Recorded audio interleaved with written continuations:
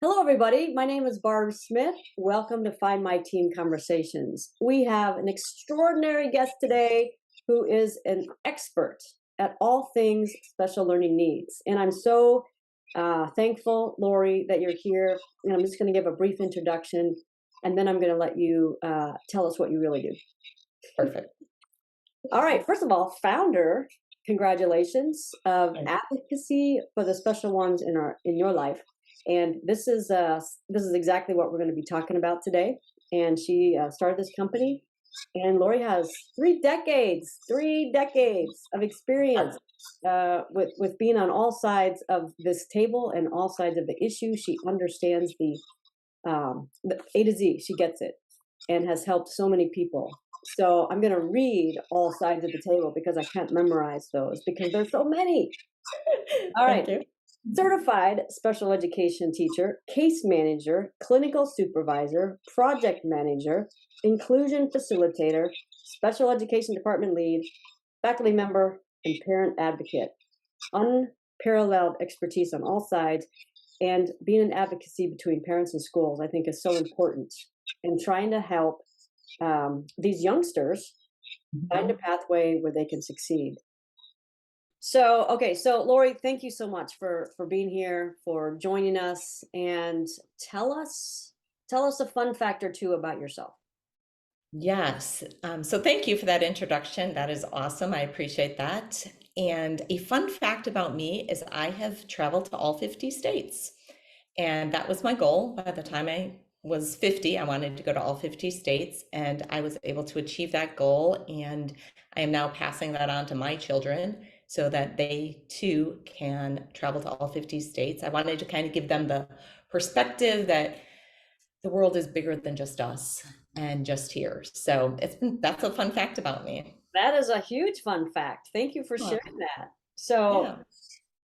when did you start, and when did you finish that endeavor? So I'm sure you didn't start at birth.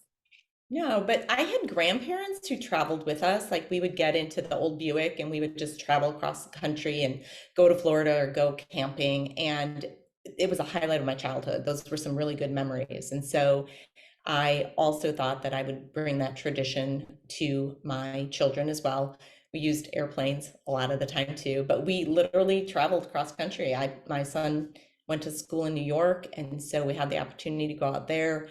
And then I was able to travel to the other coast, the Western coast as well. And so we did some really good road trips. And then at some point, somebody said, "How many states have you actually been to?" And I said, "I'm over half. I might as well finish," right? So I made it my goal in the last 15 years to finish. And by the time my daughter was 15 or so, she just had a handful left herself because she did a lot of that traveling with me. And I'm very proud of her. She has traveled to all 50 states by the time she was 15.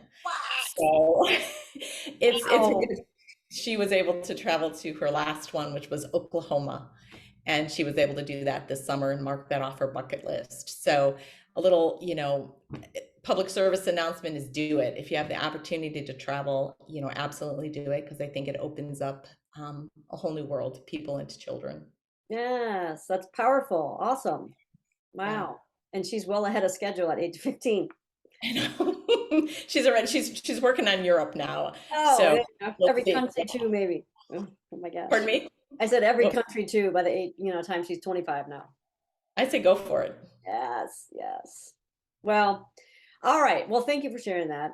And so Oh, let's dive in here. So special learning needs. A lot of parents have, I'm sure, have so many questions. I've come up with some in talking to parents, some just recently actually. So this conversation is timely and so needed.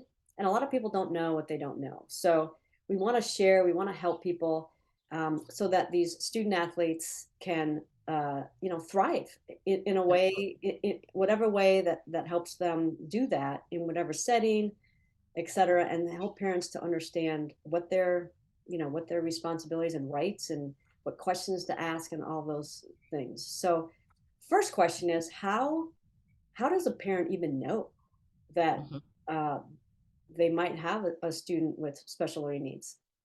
Yes. I think, Barb, that's an excellent question. I get asked that often. The simplest explanation or simplest answer I can get is trust your gut. You know your kid. If you've seen a history of struggle, if you've seen a history of frustration, if you've kind of thought maybe something's off, maybe, the struggle's a little bit more than developmentally appropriate, then go ahead and investigate. There's absolutely no harm in requesting an evaluation. Ask, doctors that you might know to form an opinion, or you can ask a school team. And all that is just, one sentence email to a principal that says, hey, can you evaluate and see if my child, qualifies for specialized services? And then the evaluation team gets together and says, okay, what are your concerns? And you talk about them. And it can be everything from learning concerns to social concerns to motor to, functional concerns, So I would say kind of trust your gut on that one. Does that make sense? That is a great answer. And I'm thinking, how many people, notice something, but it's not the extraordinary things that make news, or that, the child is outright, dysfunctional or causing problems. It's something else that they don't feel like, oh, it's just growing pains, or it's just something that's not that important. How important should they take those little signs? Yeah, no, I agree. It's the little things, it's the little struggles. I will tell you a personalized story is there was a gifted student that I knew, and the science teacher called and said, your child received a B. And it was like, okay, but it was an A student. The student should have gotten an A. The student knew the material, but needed extra time on that test. And so it was determined that there was a learning disability, and the family had chosen not to disclose it to the school, which they have every right not to. But the science teacher was like, oh my gosh, if he needs extra time, give him extra time, because he received a B and he should have been an A student. So again, it's little things. It's not about grades. Your child does not need to be failing out of school in order to get them the help that they need. So I want parents to know that. And we want them obviously to be eligible for sports, and we want them to be eligible for things and extracurriculars. And oftentimes there's a grade requirement or GPA requirement. And so think about that, don't just say, oh, we'll let this one slide, or, it doesn't matter, it's just one grade. Be diligent and do your due diligence to investigate. Yeah. Yeah, what just came to my mind is, you know, with all of the um newfound, it's not all newfound, but the uptick of mental wellness and issues, bullying, and all these things that are happening in high school, could there be fear of the stigma of, Mhm. hey, my student athlete, it could be my student. We're a student athlete organization, Right. so I'm going to say student athlete, but my student athlete is the leading scorer on the basketball team, and I don't want this stuff out there. Mhm. How how that's how sensitive should they be? How worried should they be? How do they approach that scenario? Yes, absolutely. I do think that there's a confidentiality aspect to it, and anything within the special ed 504 realm should be confidential. It's kind of on an as need to know basis. There should be a confidentiality piece to it all, but there has to also be some disclosure. So there's a fine line bar between what do you disclose and what do you not disclose, and what is the gain from disclosure. So I think, especially with mental health is health, plain and simple. It is health. It's real. It is a real thing. And I think having more conversations about that is only going to help, not being afraid to talk about mental health. And I think coaches too are being trained more and more these days about, special education and mental health. So I hope, and that's my, plea to everybody is let's talk about it, because it's real and it's happening. And I think, there's many reasons for it, but let's continue to talk about it. Does that make sense? Yeah, I think it's a great answer, and I think it's again very very timely in today's um, world, especially coming out of COVID and this, all of the added, angst that I feel like everybody is under right now, trying to get back to some sort of normal life and that sort of thing. And I think our kids have probably taken a beating a little bit. Nobody's fault, but just it just is what it was, and try to help them in any way we can to, get back to. I'm calling it normal. It's whatever Mhm. it is. It's not really normal, but some sense of purpose, and sports does so much for Yeah. just the whole human existence, and the people that can play sports, whether they have special learning needs, or need extra resources. I mean, whatever it is, to be able to help them to get back to, I use the word thriving a lot because it's just such a powerful word. It really is. And I think the sports just offers that outlet. When we talk about coping strategies or, coping mechanisms, I think oftentimes it's that physical exertion that often helps to regulate. I think I'm not a scientist, but I believe there's research to support that when you exert, it helps regulate the body. So I think there's a lot of pros, for being active in sports, and it partners really well with regulation, so that the student is ready to learn, or ready, to engage in their learning. So I do think there's a partnership in there, and it goes hand in hand. Yeah. Okay, so let's go back to where we were just a few minutes ago, where a parent either gets a tip from somebody like this, like the science teacher or a coach or somebody, and there is a reason to go get an evaluation. What are Mhm. the steps parents should take then, and what are they searching for here? Yeah. So again, I think mostly parents are looking for answers. They're looking for hope. They're looking for, solutions and ways to better help their child. And hopefully coaches are too, and teachers are as well. But oftentimes a coach or a teacher only has one slice of the pie. They don't see the bigger picture. And parents have that perspective. The parents see the big picture. And so I think having a team sit around the table and starting to connect the dots shows the bigger picture. So in answer to your question about, what steps to take, ask for an evaluation, ask for a team to get together and hear your concerns about your child. And that team can be service providers within the school. They can be, an occupational therapist, a social worker, speech and language pathologist, a psychologist, an administrator, perhaps a coach, a general ed teacher, and they sit around and they hear the concerns. And then they kind of say, hey, what do we know about this child as a student and as a person? What do we need to find out? And then how do we find that out? And they develop a plan of evaluation to say, okay, I often describe it to parents as like Swiss cheese. There's the missing pieces, there's missing holes, and we want to connect all the dots and close up all the holes. And we really want to see the child as a whole person. And so having all those specialists around the table, and maybe you might want to bring in, an outside doctor report, or, you know, maybe your own anecdotal notes about, hey, this is what you're seeing about your own particular child, and just really having a place to be heard. That is partly what my business does, is we come alongside the parents in these meetings, and we make sure that everybody, is hearing one another in a very collaborative sort of way, to look out for the best interest of that child. And then if additional information is necessary, they set up times and permission for the school team to evaluate a little further. And that could be observations or rating scales or testing, many different ways. But the parents are always a part of it. The student is a part of it. We want to educate everybody along the process. And one thing I want to tell you, Barb, and to tell your listeners, is it's never too late.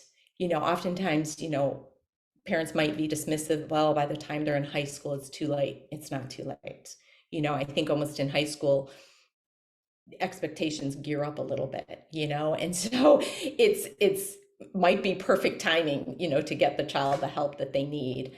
And that could look like, maybe a plan that's just like a 504 plan that might not need specialized instruction, or it could be an individual education plan that includes specialized instruction. But either way, the end result is hopefully giving the student the support they need to be successful. Yeah, so let's dive into that. We toss around these acronyms and numbers and things. Yeah, IEP 504. Can you explain? You just did. You just termed it out, but can you explain? What is an IEP?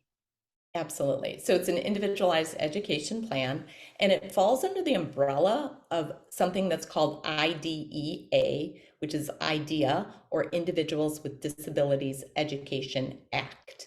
And so it's an act that says, hey, there are kids with disabilities out there, and they have rights. And within the rights are a whole bunch of rules and regulations that are supported by the federal government and state governments. So it essentially gives a plan with goals and some specialized instruction or related services so that they will help your child on an individual basis. That's an IEP in a nutshell.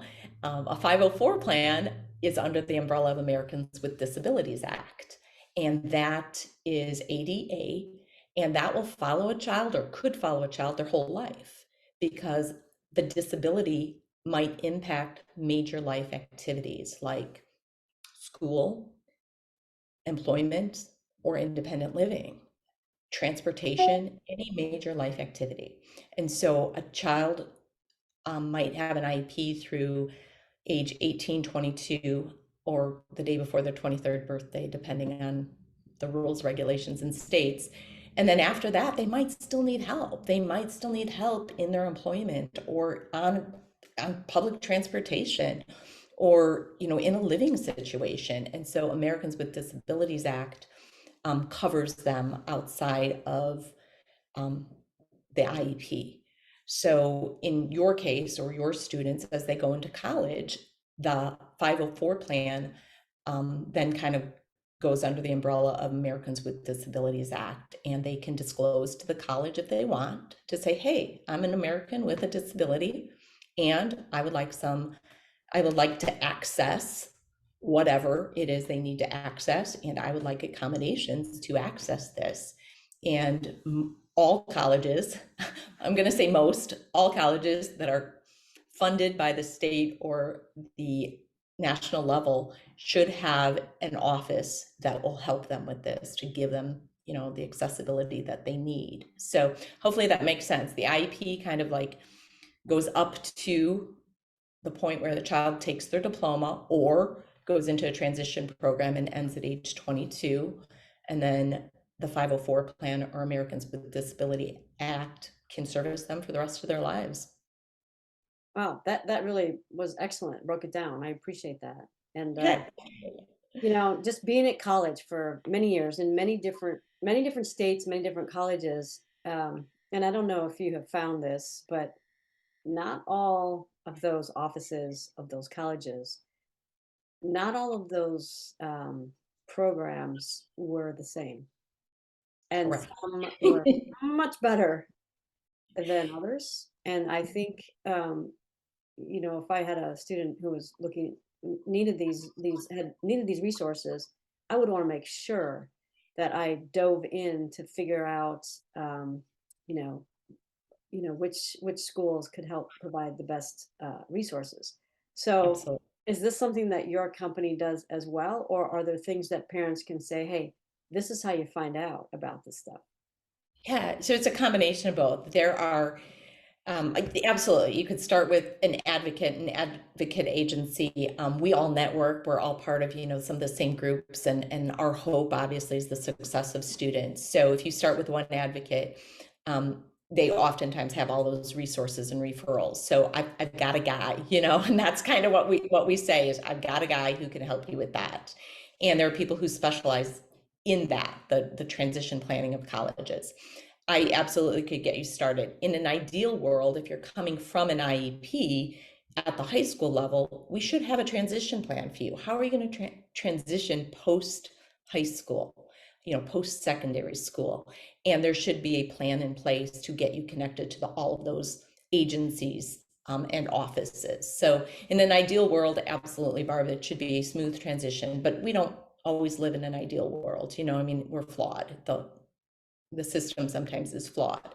But in those cases, I would definitely, as parents and as students with disabilities, and even yourself, as you're trying to find their team, you want to help that whole child, so you want to make sure that who's ever their team is also going to be in a very supportive environment for that student academically and socially and functionally. So I'm hoping, that with this conversation, we can continue the conversation to say, yeah, colleges, they differ, they differ in size and in quality and services. And so you do want to shop around as well if you are a student with a disability, to make sure that you are getting the support you need, as a whole person, not just in one aspect. Does that kind of make sense? Yes, and then what I will tell my people when this comes up is that I got a gal. There you go. There you go. There you go. Noted. So in dealing with some of these issues with some college student athletes, when I was a coach, um, a lot of it in college fell back to onto the student athlete. And so if the student athlete wasn't proactive or didn't continue to go, get reevaluated and keep up with it, things could just fall through the cracks. So it landed on the coaches sometimes to make sure those athletes were, come on, we got to do this, or you deserve to be, take the test audibly instead of having to do it written. Why would you Mhm. not want the best opportunity? And it's a lot of, some of it's extra work that they have to do or go, and outside of class and those sorts of things. But you know, uh, is it mostly, once you get to college, you're kind of on your own with this? Unfortunately or fortunately, yes, because at that age, you're a young adult. And so as a young adult, you have to either choose, I'm going to disclose and move forward, or I'm going to choose not to disclose the fact that I have a disability. If you think about our job applications out there, there's always that section that says, are you an individual with a disability or not? And it's up to you whether or not you disclose that. That is your right. So I absolutely want to, advocate for the rights of individuals to say, it's absolutely your right. And you can choose not to. You can say, I don't want to disclose. And that's perfectly fine. But along with that comes the consequence that you don't get a fair playing field, literally and figuratively, Barb. The playing field then is not equal. It's not fair because, of disabilities. So I do believe that, as parents, the parents out there, if we raise our children up from a very, young middle schoolish age into high school, and we teach them about their disability and we teach them how uniquely wired they are, and that it's not a bad thing. It's such a unique, beautiful thing about them, and have them embrace that and accept it and talk about it. Yeah. I think that we then are empowering them.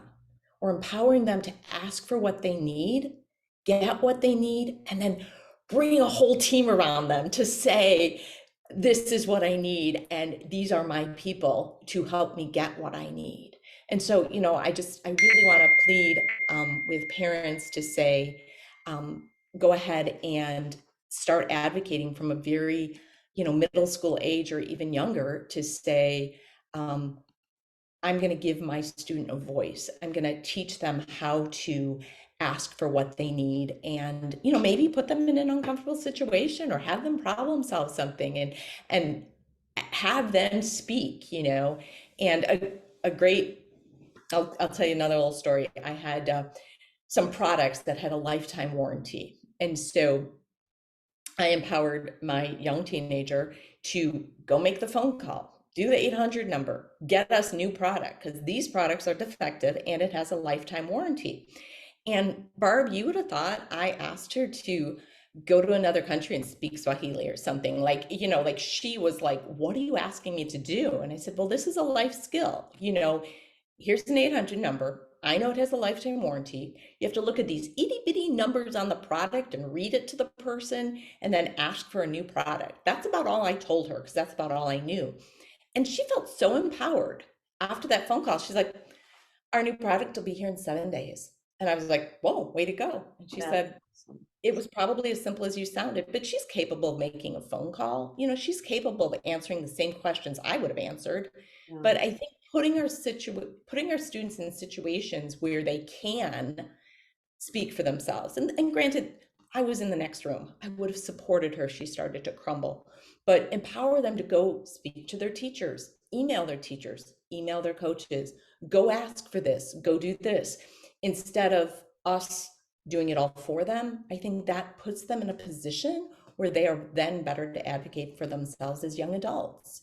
So I do think that students with disabilities, they obviously have a different burden than somebody without a disability, but they also have wonderful opportunities, and uniqueness. And I just embrace them, and I hope you hear it in my voice and see it in my face, and just know how, loved I find them. So hopefully that helps. Our companies speak the same language because we're doing the same thing by putting the athlete in the front seat of her journey, and everybody else has to get in the back. And that's hard for parents who, and I get it, this is a tough day and age, that Mhm. they want to be in front, they want to be protective, but doing so does more harm than good. And so getting back there and allowing her to develop that muscle of confidence and advocacy, like I know what I want, and just developing that voice and that confidence is so powerful to a high school female student athlete, and to a student anyways. We're I keep doing that, but it's, students, all of them, that we can so empower them. We can do so much more in that regard and build up a stronger generation of our future, leaders who will then Leaders, pass it on. absolutely. Yes, absolutely. And when you and I spoke before, we're like-minded to see the strength and the empowerment, of young women. And, we both get excited talking about it. And so that is our hope, and that is our guide, and we want them to be, the confident people that, we all want them to be. And we want so much for them. So I want any opportunity to have to empower them, I think is great. And so that then will take them into their adulthood, where they can say and articulate, this is who I am, this is what I need. And I'll tell you what, Barb, even students without disabilities, that's a great skill for it. Like, Right. that is a great skill. I agree. I agree. Yeah, Yes. for Yeah. sure. Yes. Athlete, no athlete, disability, no disability. It is a great skill to have, to say, this is who I am, this is what I need, and this is how I know how to get it. Yeah. And if I don't know, let's ask questions. Let's ask somebody, find a trusted adult and say, help me with this. So I think that is, I think it's embracing your fear and finding the courage to say, yeah, I'm going to go ask for help. So I'm going to take us back to the high school now, Yep. and actually before that. And I'm going to start with a story. So I have two different scenarios here of two different stories from two different colleges of two different kids. Okay. One of them was so closed up with talking about this, even though we knew she had an IEP, and it's hard not to, when you're that kid, to not feel like you're being judged, Mhm. especially when, come to find out, when we were in the situation, this came out that she had been told she was stupid from a teacher a long time ago. And that just killed her. That just from this point on, she was closed up, and that's why it took us a long time to get to for her to even say that.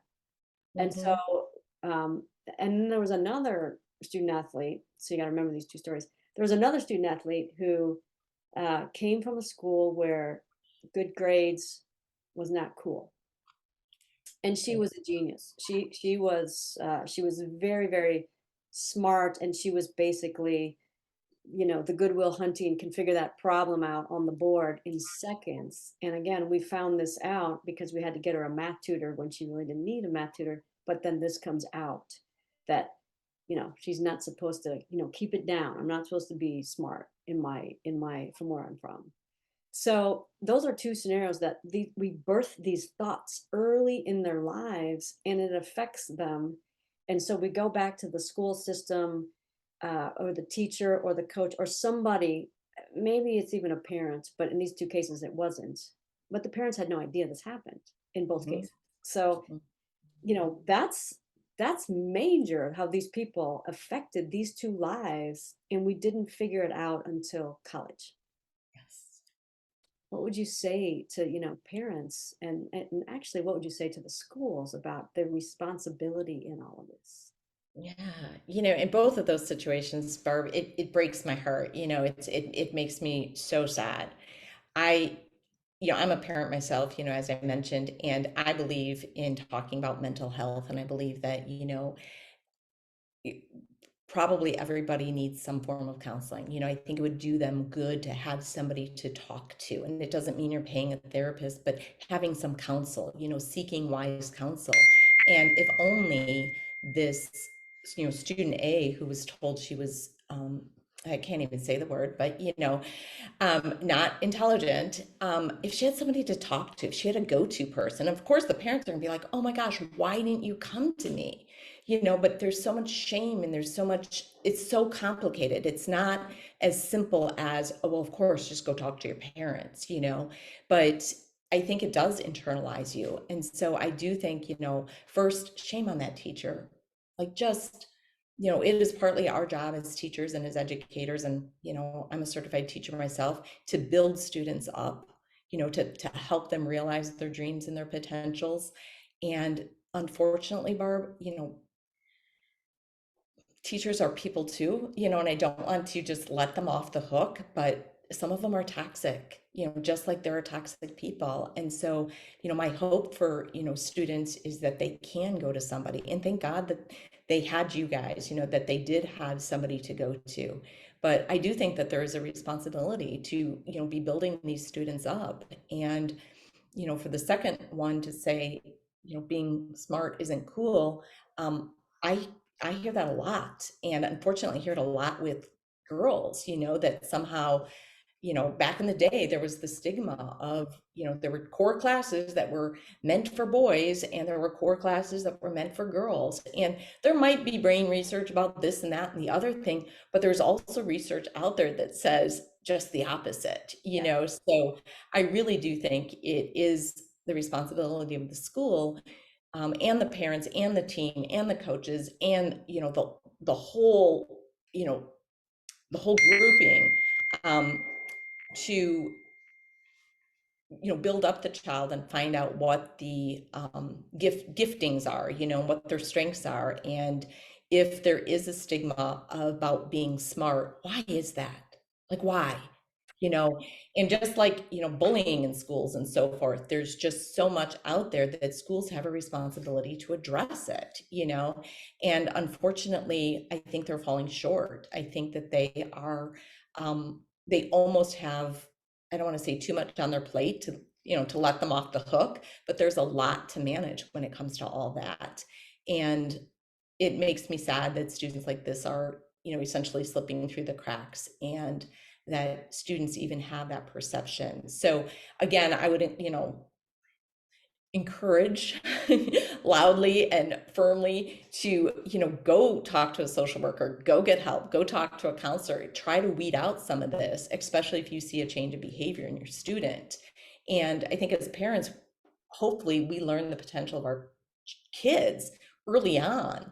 And when we see that they're not living up to the potential, if they're not going to come talk to us, then help them find a trusted adult to go to, because I think that's really important. And I applaud, your organization to weed all that out and to figure all that out, because I think all of us get wounded, intentionally or unintentionally, we get wounded, and it's hard to figure out because we're all very complex creatures, and I don't want to oversimplify that, but I think as adults, we can look back and say, how were we wounded, and then what did we do about it, and what do we woulda, coulda, shoulda, woulda, done differently.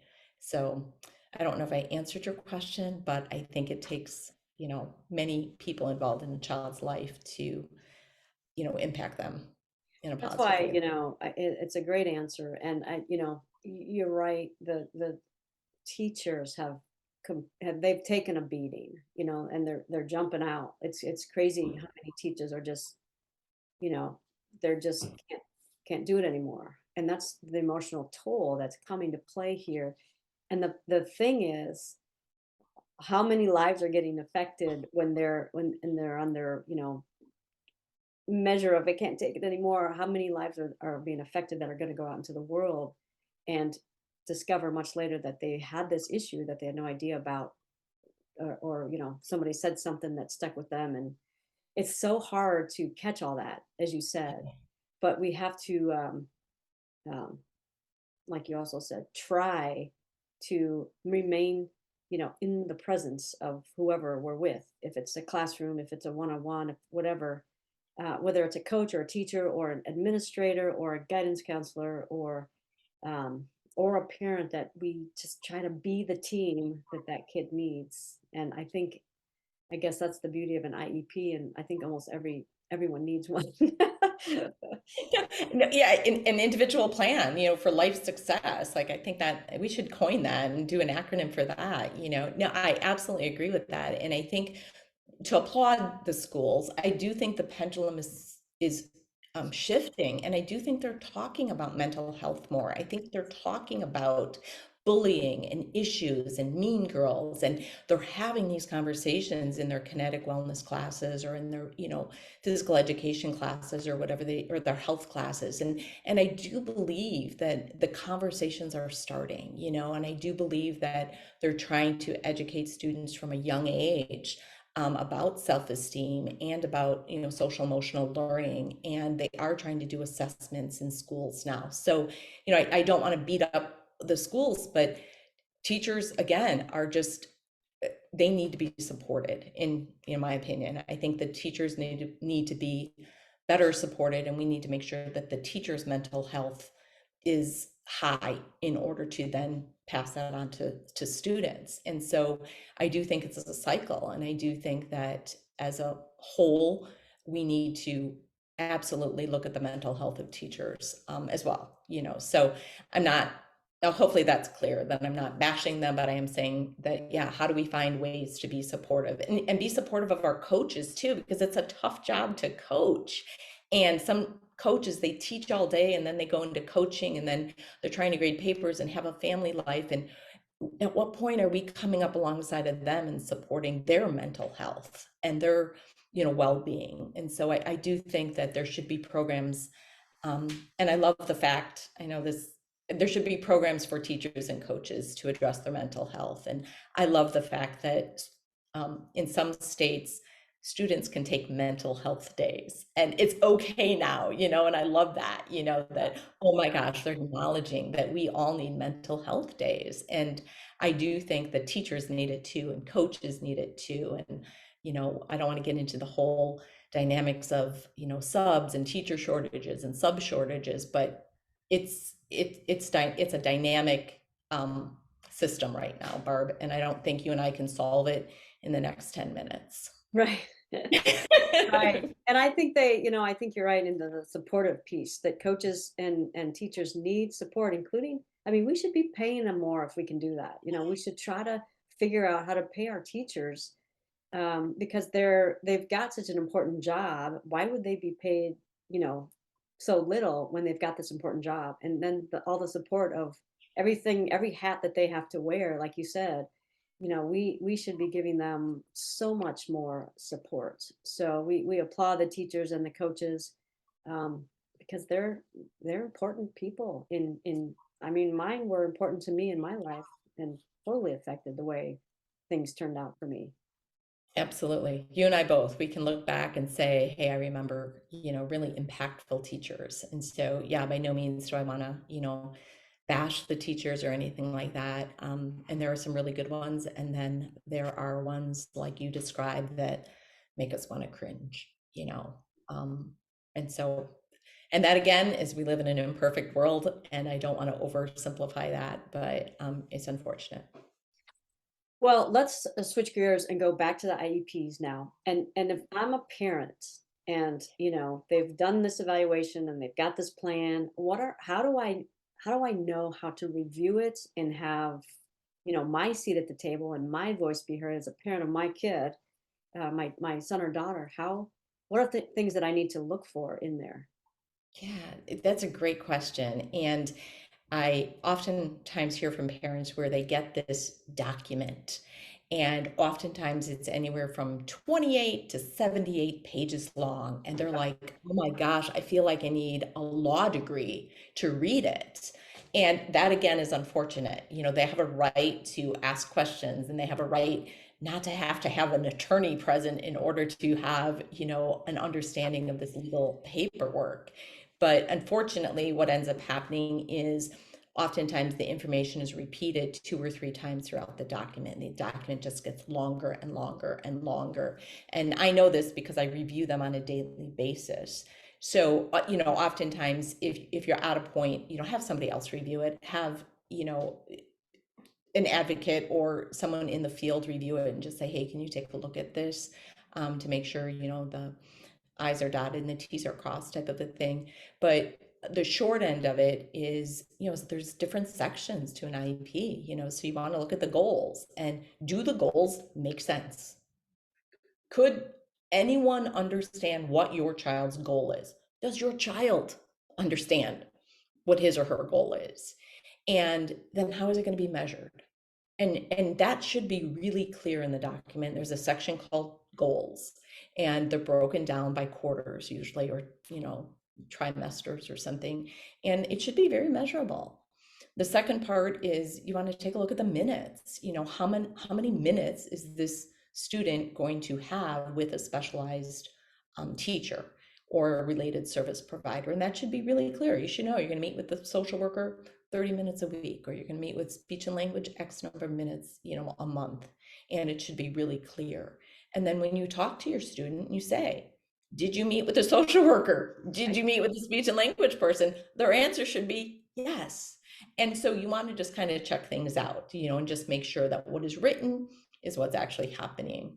And then probably, you know, the third major section that the students look at or the parents look at are their accommodations and their modifications. That if accommodations or modifications need to be met or need to be given, are they? You know, are they really being met, and are they really being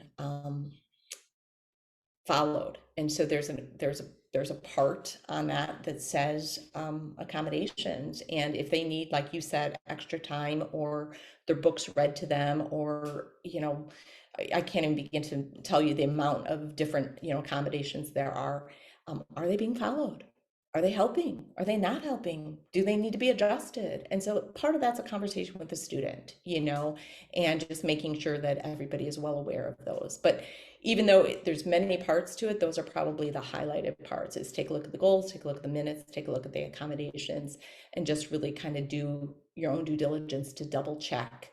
And if in doubt, you know, check it out and get somebody else to help. That rhymes. Kind of catchy, isn't Yeah. it? Um, so if a parent thinks that the goals are not being met, or you know, the student is doing everything that he or she is supposed to do, but something's still amiss, what are their steps then? What rights do they have then? Yeah, absolutely. They can call a meeting. They absolutely at any time can call a meeting, and the district has X number of days to get the team together and discuss it. So it's a fluid document. It is not a, hey, we had this meeting once and this document just, there's no changes to be made, you know, it's considered a fluid document. So I would highly say, if you have any questions, if you have any concerns, talk to the case manager, call a meeting, sit down at the table, and just have continued collaboration, because that's the name of the game, is just really let's collaborate and let's problem solve and let's see what else can be done to help, you know, the child be successful. And you hope that everybody around the table has that in their heart, is that their goal is that the child be successful. So that's kind of what you want, you know, when you come to a meeting, is to say, hey, let's problem solve and let's be open and let's just really talk about this, as opposed to, you know, accuse or get people defensive, you know, and so forth. But just come with a heart of, hey, let's problem solve. Yeah, so parents shouldn't feel like they're, you know, these are the professionals and they've come up with this and who am I? They should be, they should have their own voice in it and say something isn't working, this is what's happening, and let's get back together. They shouldn't feel bad about it. They should do that. Not at all. In fact, they should feel empowered. That's a word both you and I like, just to say, feel empowered. You are part of the team. Your family is part of the team, and you can invite anyone you want to those meetings if you want support. So you can invite your neighbor, your grandma, the grocery store clerk. It doesn't matter. You can invite anyone else you feel will support you in those meetings.